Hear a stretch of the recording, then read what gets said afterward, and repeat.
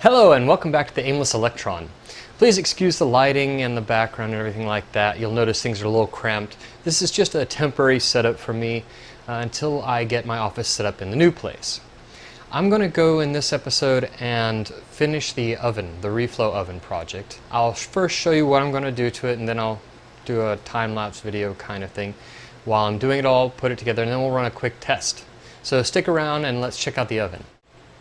So I have all the components here, and the first thing I need to do is I need to cut this so I can splice in this switch, which is going to go right in that hole right there. And I've also got the circuit board made up. I'm going to mount that finally right here. Finally, I also have, well, not finally, but the next thing I'm going to do is take these parts. I was originally going to use the knobs, but it took so much work, and those were like $5 to print. So I've got two knobs there. The other one's somewhere on the table right now. But they'll go in the front, and I'll show you how those fit here in just a second. So here's the other knob. This is just for the LED to poke through, and this one is for the switch to mount through. You notice that there's a slot there and the switch just fits right in. These will pop right in here. Turns out that the print was very well sized. It's actually a perfect fit for both of these. But I will epoxy, I will epoxy them in just to make sure they don't do exactly what they just did and push all the way through. Once those are done, I'll put the switch in, I'll put the circuit board in. I'm also going to put in some of the black mat that you use for soldering copper pipes. I'll put it inside and the back on the other side of this as well, just to improve the thermal performance, and then we'll give it a test.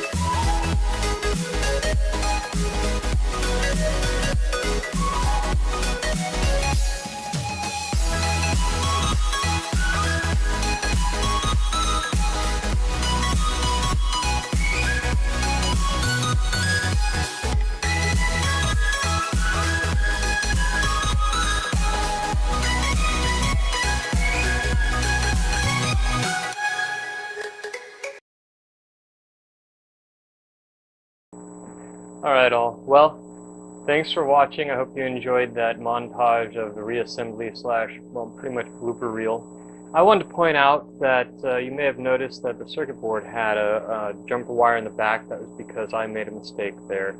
And there was also some problems on the front where the surface mount transistors were.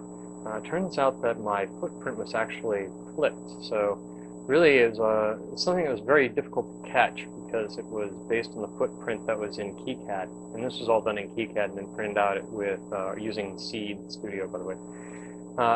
The measurements for the screws are slightly off, and so are the switches, so I do have a problem with one of the switches. Being that there's flaws with this and the measurements are a little bit off, I think that this is just going to be revision 1 of the board, and I'll probably do another revision of it.